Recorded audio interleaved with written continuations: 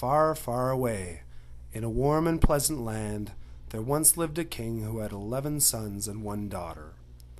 The princes wore stars on their shirts and swords at their sides, and their sister Eliza sat on a footstool made of glass.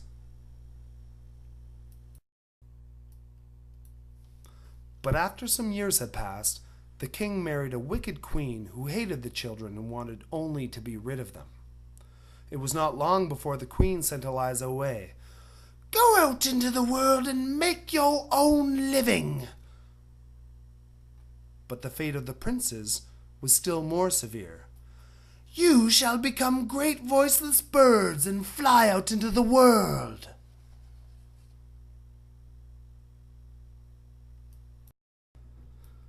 The years went by, one just like another. At the age of 15, Eliza returned home, but when the wicked queen saw how beautiful the girl had become, she determined to have her banished forever. The queen took 3 toads, kissed them on the head, and said to the first, "Sit upon her and make her so ugly and evil that her father will not know her.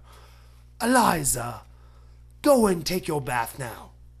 As the girl plunged into the water, the first toad grasped her hair, the second her forehead, and the third her breasts.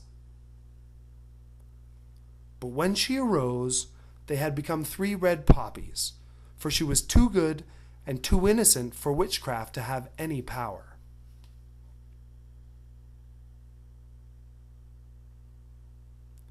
"King, king, look at this ugly wench." "You are too ugly to be my daughter. You are now banished from this kingdom," proclaimed the king. Eliza stole away and wandered over the hills and fields. Tears streamed down her face as she thought of her brothers, and she resolved to find them, though it might take all her life. "Have you seen 11 princes riding through the forest?" she asked the old woman. "No," said the old woman, "but earlier I saw 11 swans with golden crowns swimming down a stream nearby." She pointed the way, and Eliza followed the stream until it came out upon an open shore.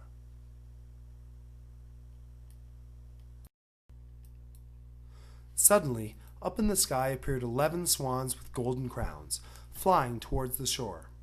But as the sun was setting, the swans' feathers vanished, and there before Eliza were all her 11 brothers. She cried out loudly, for although they were greatly changed, she knew them at once. It was the eldest brother who told Eliza their story. "Oh my brothers, I've finally found you. Where have you been?" "As long as the sun is in the sky, we fly about as wild swans. But when the night comes, we return to our human shape. Each day, at sunset, we must search for solid ground, for as men we would fall from the clouds and crash to our deaths. Tomorrow we must fly to a land across the sea. Have you the courage to come with us?"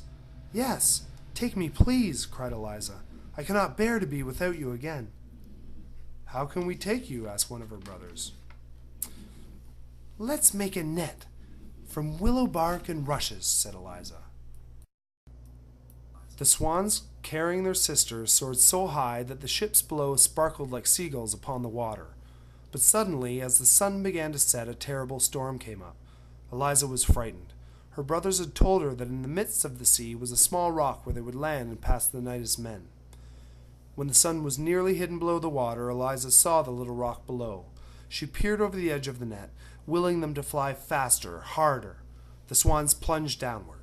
At last her feet touched solid ground, just as the sun died out, like a spark at the edge of the sea.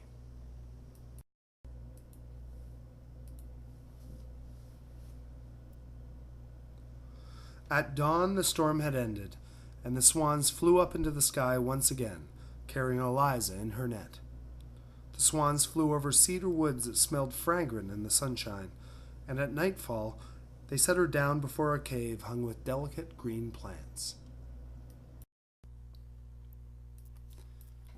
"We shall stay here for the time being, Eliza, but now we shall see what you'll dream of tonight," said the youngest brother, showing her where she was to sleep.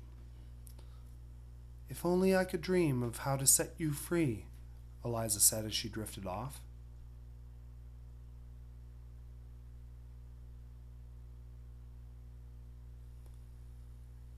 In her dream, a beautiful fairy came to greet her. "Your brothers can be set free," she said, "but the anguish you must endure is great. Look well at the stinging nettle in my hand. Gather only this kind and those that grow on the graves and churchyards. They will blister your skin, but you must crush them. Spin the flax and knit it into 11 tunics. When you throw these over the wild swans, the spell will be broken. But remember, from the time you begin the work until it is ended, you must be silent.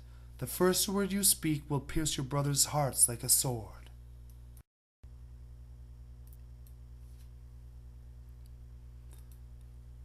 "Hi, Eliza. How was your day?" "Eliza, why are you not talking to us?" The brothers were alarmed by her silence, but when they saw Eliza's hands, they understood that her work was for their sake.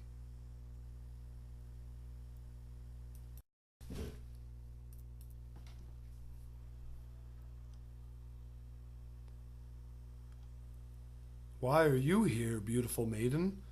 Eliza shook her head, not daring to speak, for how could she risk the lives of her brothers? "Come with me," said the prince. "You cannot stay here."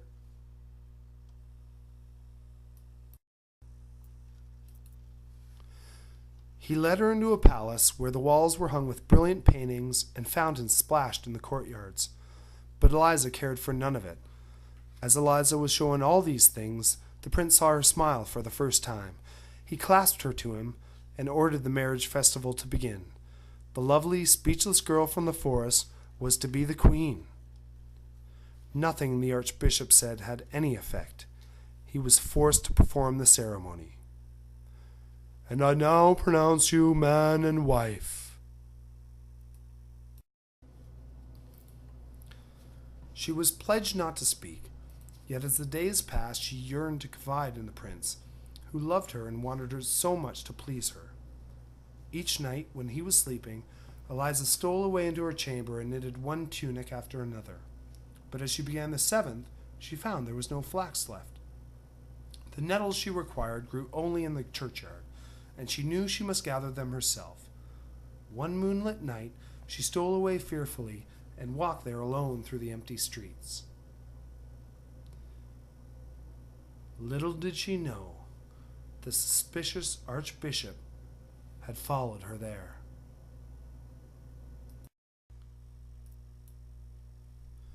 "Prince, Eliza is a witch. I have seen it for myself." "You are lying, Archbishop. Eliza is not a witch. How dare you say that?" "Tonight, wake up at midnight and follow me."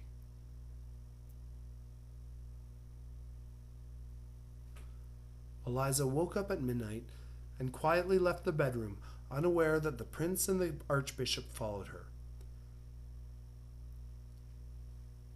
The prince was horrified and could watch no longer. He imagined her there among the newly dug graves. "Let the people judge her."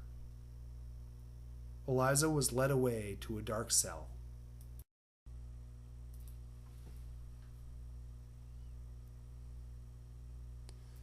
The time came for the execution.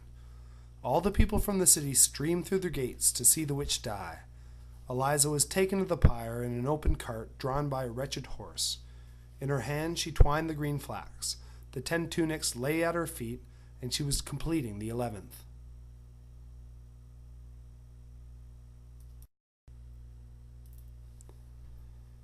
As the executioner took Eliza by the hand, she quickly threw the 11 tunics over the wild swans.